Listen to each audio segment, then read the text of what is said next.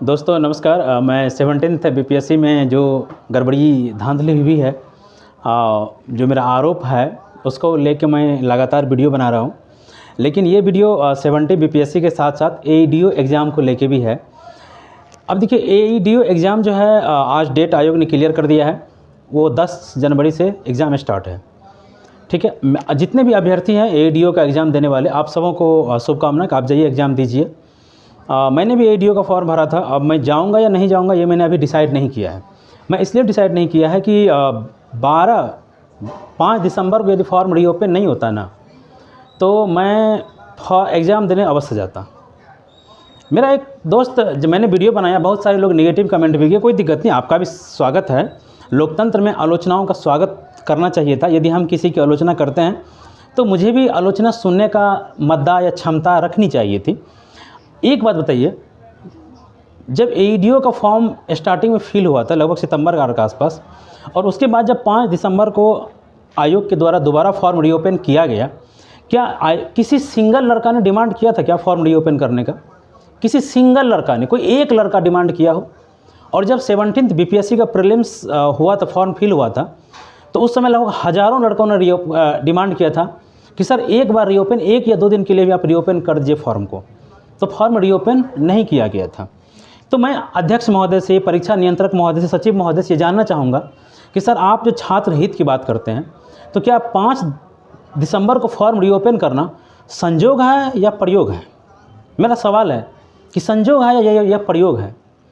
और फिर जब एग्ज़ाम हो जाएगा, ठीक है, आप सोचिए कितनी ठंड है, और जब एईडीओ का डेट एक्सटेंड करने के लिए हज़ारों छात्रों के द्वारा गुहार लगाया जा रहा है, हज़ारों छात्रों के द्वारा, उसके बाद आयोग टस से मस नहीं हुआ। पता नहीं, ये मेरे समझ से परे है। आयोग कितने छात्र हित में सोचता है, आप सोच सकते हैं। इसीलिए देखिए, जब होता क्या है ना, कि जब आपका एक क्रिया यदि डाउटफुल हो जाता है ना, तो फिर सब कुछ गहरा जाता है। इसीलिए 70 बीपीएससी मेंस को लेकर जो धांधली लगा रहा है, जो आरोप हम लगा रहे हैं, ये कहीं ना कहीं सच लग रहा है मुझे कि नहीं, ये एक संजोग नहीं है, ये एक प्रयोग है कि किसी छात्र को कम नंबर मिला, किसी छात्र को अच्छा नंबर मिला, कॉपी अच्छा लिखने के बाद भी कम नंबर मिला, ख़राब लिखने के बाद भी अच्छा नंबर मिला। ये एक संजोग नहीं है, ये एक प्रयोग है बीपीएससी के द्वारा। ठीक है, अब बताइए कि कितने छात्रों के द्वारा, अब आप देखिए, डिमांड किया गया लेकिन एग्ज़ाम का डेट एक्सटेंड नहीं किया गया। अब आगे जो मैं कह रहा हूँ थोड़ा गौर सुनिएगा कि अब देखिए, 12 दिसंबर को फॉर्म फिलअप का लास्ट डेट था और 10 जनवरी को आप एग्ज़ाम ले रहे हैं, तो 9 दिन आप इधर जोड़िए और 18 दिन के आसपास दिसंबर में जोड़िए, तो 18 9 27, अप्रॉक्स 27 दिन के आसपास होता है। अब ऐसा कौन सा वीर योद्धा क्रांतिकारी छात्र है जो 27 दिन में एईडीओ का जो सिलेबस है, हिंदी, इंग्लिश, मैथ, रीजनिंग और जीएस अपने आप में बहुत बड़ा सिलेबस है, वो तैयार कर लेंगे? वैसे वो योद्धा को मैं प्रणाम करना चाहूँगा। और निश्चित रूप से अगर रिजल्ट आने से पहले, रिजल्ट के बाद नहीं, रिजल्ट आने से पहले यदि वो योद्धा में उनसे मिलना चाहे तो मैं अवश्य उनसे मिलूँगा कि भाई तुमने कैसे इतनी जल्दी इतनी तैयारी कर ली। ठीक है, और फिर देखिए, तो यही, अब ये संजोग है या प्रयोग है मुझे नहीं पता, लेकिन जब रिजल्ट आ जाएगा, फाइनल रिजल्ट जिनका भी होगा, उस समय हम उनको शुभकामना दे देंगे, और जिनका नहीं होगा फिर वो उनको सलाह देंगे, और कुछ पत्रकार भी सलाह देंगे, कुछ टीचर भी आके सलाह देंगे कि आपको आत्मनिरीक्षण करने की आवश्यकता है, आपको आत्म मूल्यांकन करने की आवश्यकता है, आपको एडवांस बुक पढ़ने की आवश्यकता है, आप में कहाँ कमी रह गई है उसको आप सोचिए। ठीक है, आप कहेंगे कि सर ये तो ऑब्जेक्टिव एग्ज़ाम है, सब्जेक्टिव तो है नहीं कि ऐसा कुछ कहा जाएगा। यस, आपका प्रश्न सही है, लेकिन उस समय होगा क्या फिर पता है? क्वेश्चन का आंसर चेंज होगा, ठीक, कुछ क्वेश्चन डिलीट किए जाएंगे। ऐसा बीपीएससी का इतिहास रहा है। मैं दुआ करूंगा, मैं प्रार्थना करूंगा कि ऐसा ना हो, एईडीओ वाले एग्ज़ाम में एक भी क्वेश्चन का आंसर ना चेंज करना पड़े और एक भी क्वेश्चन को डिलीट ना करना पड़े। ये मैं दुआ करूंगा बीपीएससी से।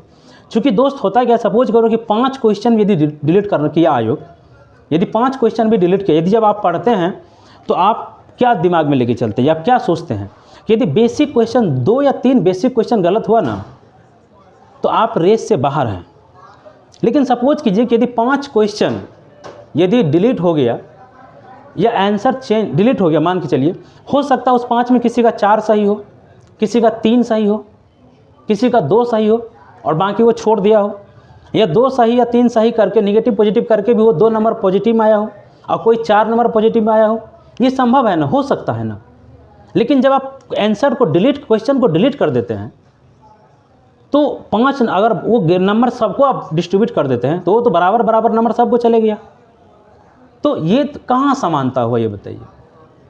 इस चीज़ से मुझे बहुत बुरा लगता है, दुख होता है। तो मैं बस सभी छात्रों को शुभकामना देना चाहूँगा, आप जाइए तैयारी कीजिए। और देखिए, जब क्वेश्चन चेंज होता है ना और जब क्वेश्चन डिलीट होता है, आंसर चेंज होता है और क्वेश्चन डिलीट होता है ना, तो पता नहीं किसका नुकसान हो जाता है और किसको फ़ायदा हो जाता है, ये पता नहीं चलता है। ये देखोगे कि इस वजह से छात्रों का मार्क्स कम ज़्यादा हो जाता है और फिर आपको वो सलाह देंगे। इसीलिए मैंने कहा कि वो सलाह देंगे कि नहीं, आप आत्म मूल्यांकन कीजिए। वो ये नहीं कहेंगे कि ये इस वजह से, देखिए होता है ना, आप देखेंगे, आप अपना आंसर मिलाते होंगे, जब वो आयोग जारी करता है तो आपका नंबर कुछ और आ रहा होता है।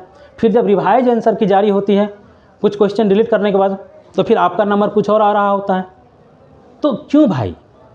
ये आयोग, बिहार लोक सेवा आयोग, जो अपने आप को इतना सक्षम, पारदर्शी, टैलेंट, कड़ी मेहनत करने वाला, योग्य बताता है, वो क्वेश्चन 100-150 क्वेश्चन, 100 क्वेश्चन और 150 क्वेश्चन और 150 आंसर और 100 आंसर सही नहीं बना पाता है, उनको क्वेश्चन डिलीट करना पड़ जाता है।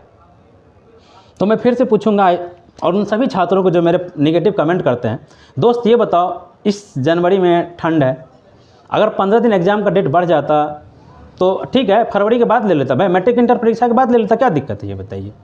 ऐसा कोई दिक्कत तो हो नहीं जाती, तो प्लान चलते रहता तो कोई दिक्कत नहीं थी, छात्र को इतनी परेशानी नहीं होती।